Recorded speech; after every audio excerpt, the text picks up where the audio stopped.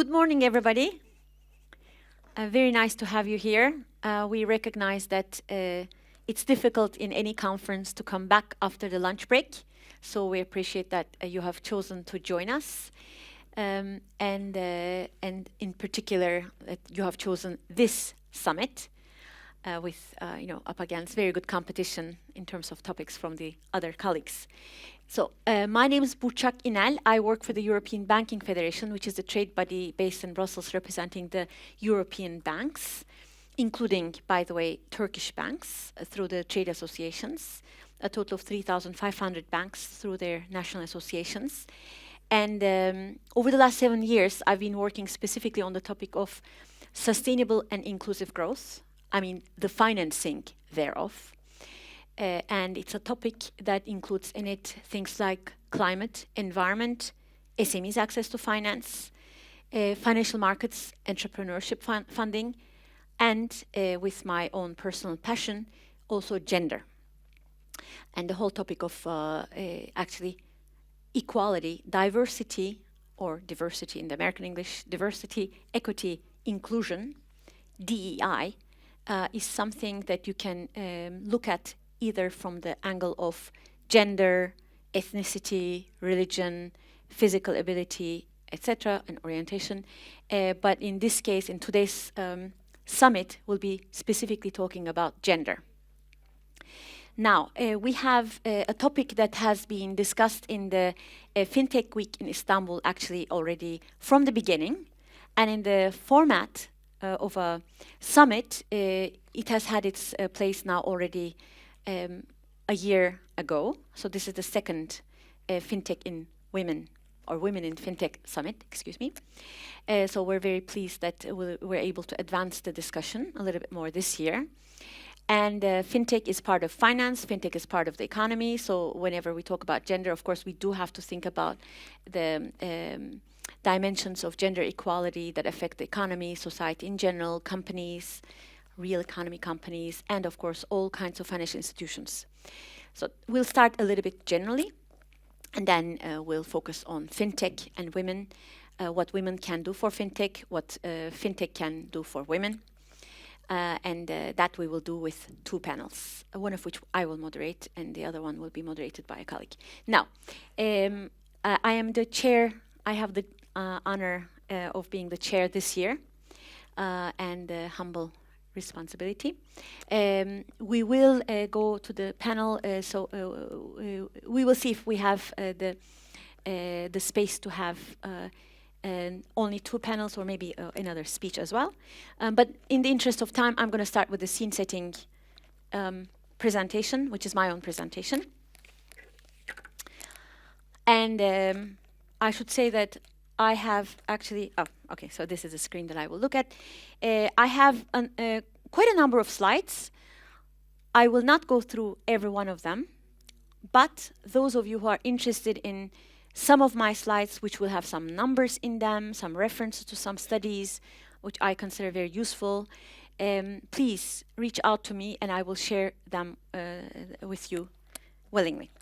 So the 4 questions that I will look at are: why is gender equality good? Why it is a must, which is not the same thing as the first question. Why there's no escape from it, basically. Where we are now, and how to get beyond the point we are at. So starting with the first question, why gender equality, or actually any equality, in the context of the professional world is good. This is in a way my summary slide, so I'll unpick some elements of that a little bit later. Now, I have actually 2 images. One is a prize, a championship prize, kupa, and the other is tools, a toolbox. Why? Because either you can think of equality as something that is a prize of its own, in its own right, something that you covet, the same way that you would like to have the championship in football or volleyball, as our women get. Or you think of it as something that is good for something else that you value. like efficiency, like reaching more clients or markets, having more productivity, something like that. Or as many actually investment banks have told me, for attracting talent. So one of the reasons why one French bank told me they were very interested in diversity, equity, and inclusion was because they thought that they were at a major disadvantage vis-a-vis American banks in terms of talent. Of course, when they say talent, they mean, from all over the world.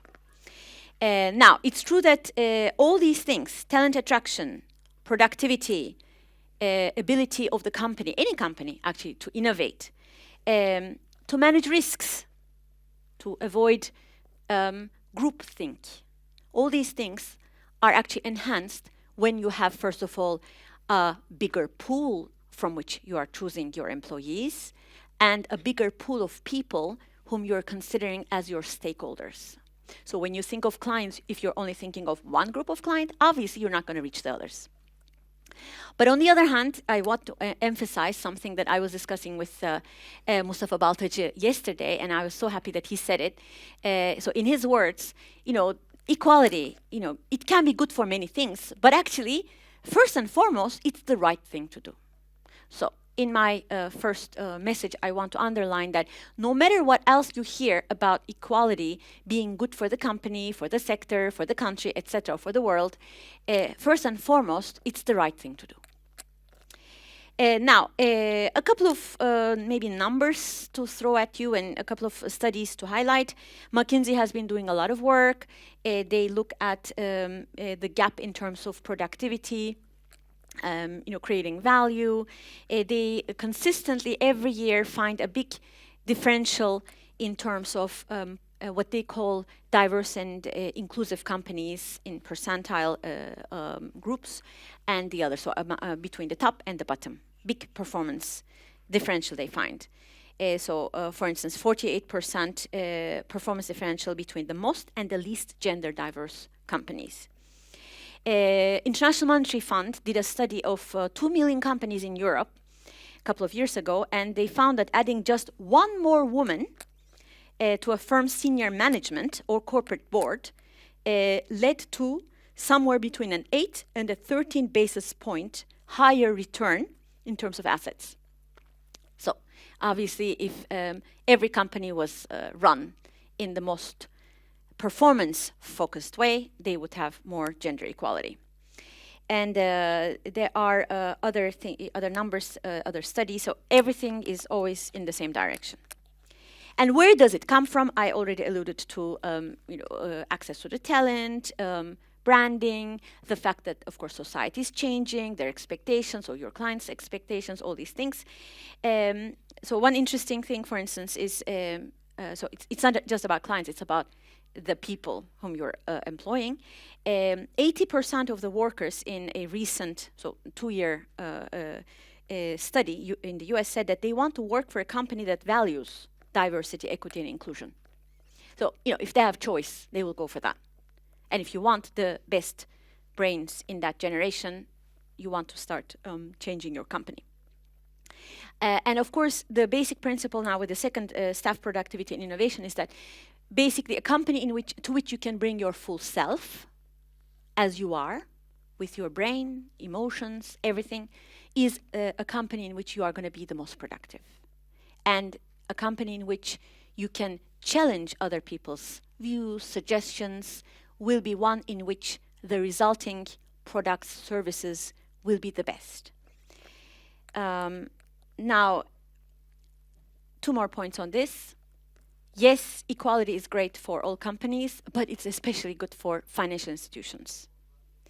In fact, according to the IMF study that I mentioned, knowledge-intensive, technology-heavy sectors are the ones that benefit the most from equality. That's very important. And also, sectors in which the employee basis is also already a bit more women equal, gender equal, are those where the equal opportunities in the management also give better dividends. So everything is kind of interrelated. And there are a couple of other things, which is about not just what is good for the company, but what is good for the society, for the role that the company carries out for society. Finance is a field in which you want people to make the right decisions in terms of the risk-return equation, and when you're creating new products or new services, you need to think a little bit about the downside and the upside, and you need a philosophy that is balanced. And when you don't, this is where you end up in 2008, the financial crisis, which is why one of the big milestones in the diversity debate in Europe, in the US as well, was changing the culture that led to the exaggerated risks that investment bankers took prior to 2008 in creating these financial products that made no sense even to those who produced them, all of which they think is related to the fact that the boards that approved or the committees that approved these products and services were all thinking in one direction as literally yes-man groups. And one other thing that is very interesting, the European Central Bank looked at what happens to a financial institution in terms of its climate orientation when it has more or less gender equality. And they also concluded that financial institutions that have more gender equality are better at delivering on climate-related investments. And this is actually across the board. There are reasons why, for instance, farmer women, in Bangladesh and in Africa, in different parts of the world, are important conduits for government policies on the climate. So you do need more gender equality. Now, a couple of more things to say. So I spent a lot of time in the first part of the presentation. I'll be a bit quicker with the rest. My second point is that whether you are yourself convinced of the importance of the value creation potential of gender equality or not, it almost doesn't matter, because if you actually are running a company, if you're a manager for a company, or if you're an employee for a company in the financial sector or in any other sector, you have to know that all your stakeholders are now going to demand more and more gender equality and an approach that is correct in terms of governance, in terms of the treatment of employees, and taking into account societal needs, including gender equality needs. So that will affect your bottom line. That will affect the way you are seen. If you are a publicly quoted company, which is the case for, by the way, most banks, then your share price will actually depend on your reputation in terms of your, what we call the performance, the DEI performance or the gender equality performance. And here I mention the stakeholders who are looking, employees, clients, shareholders, investments, general public, regulators. And this is an analysis basically in one word.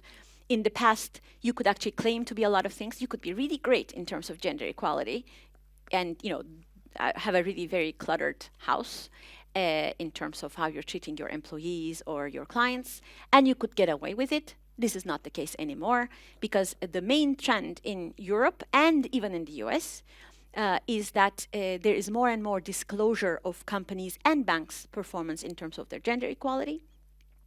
And that disclosure is being more and more standardized, so it's actually more and more possible to compare how different companies are doing, how different sectors are doing compared to one another.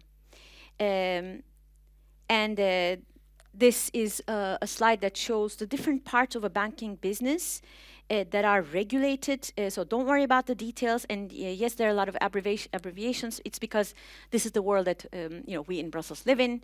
But basically, what it means is that every single aspect of how a bank is run is subject to regulation and, of course, supervision. And it includes, in some ways, the gender element. And it's part of what we call ESG, environment, social, and governance.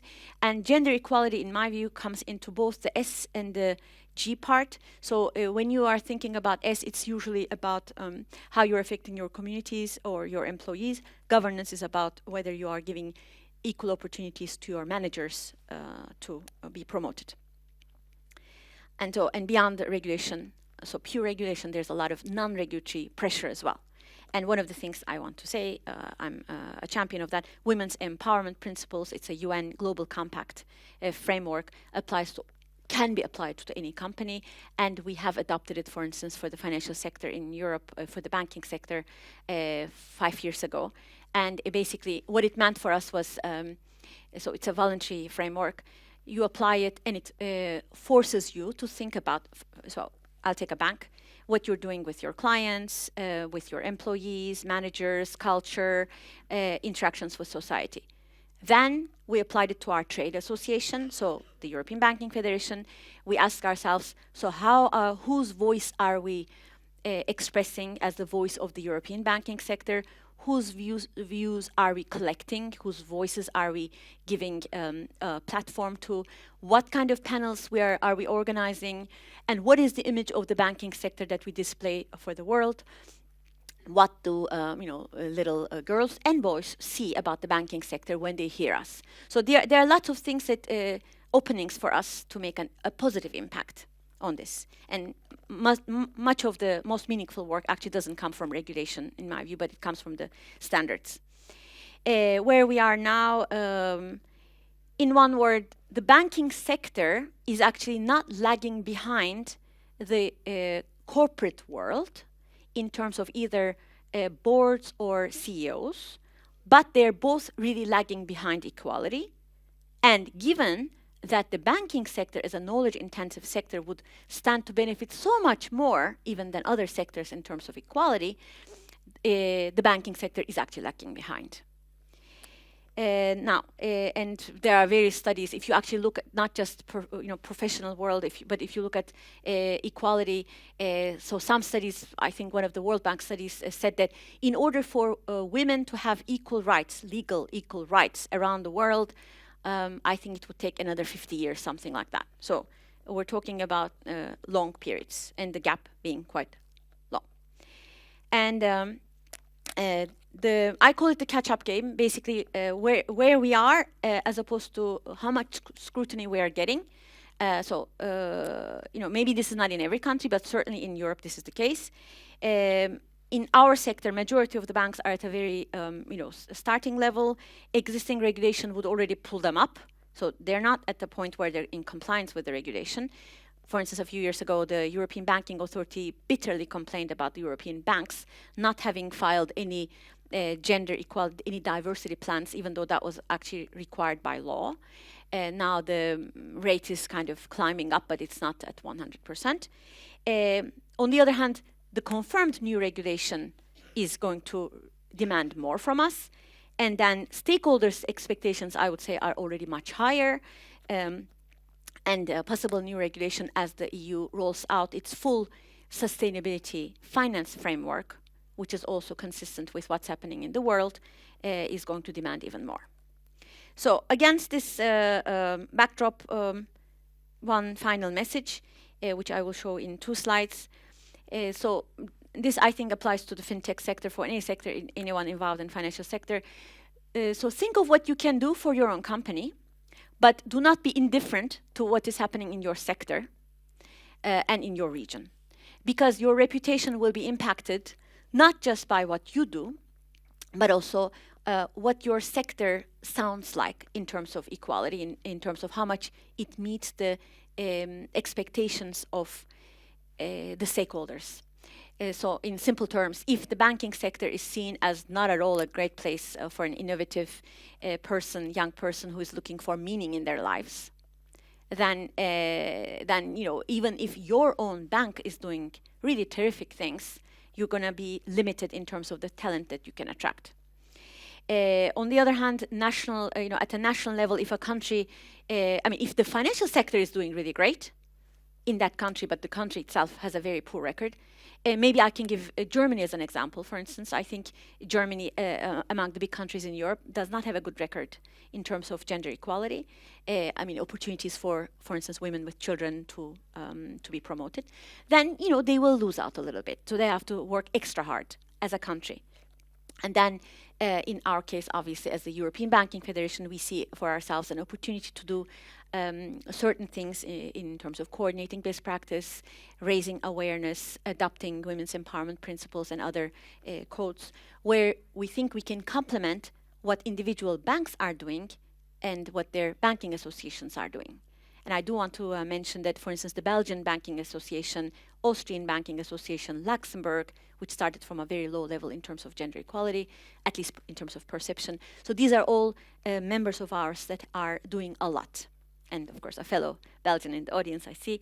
Indeed, FEBELFIN is the name of the, and Women in Finance has its own charter. So that is an interesting country, and their website has lots of resources.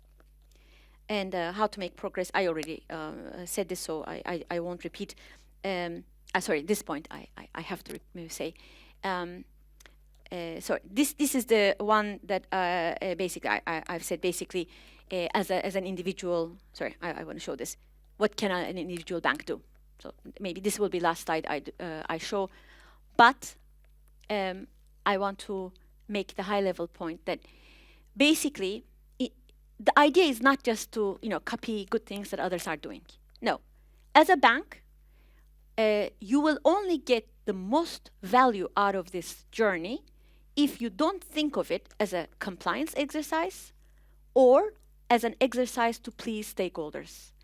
It's best to really internalize it and to think of all the great things that it can do for your business and to put it at the center of your strategy.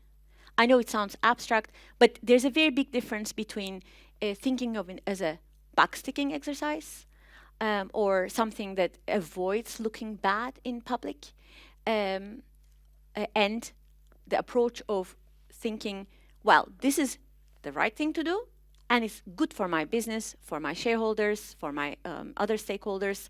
So I'm going to look at all the different business opportunities I have in terms of the services, products I'm rolling out, the people I'm consulting, the people I'm not consulting, the needs of societies that I'm prioritizing and dismissing. If it encompasses all that, you're likely to create value for yourself, for your sector, and hopefully for your economy. So I will stop there.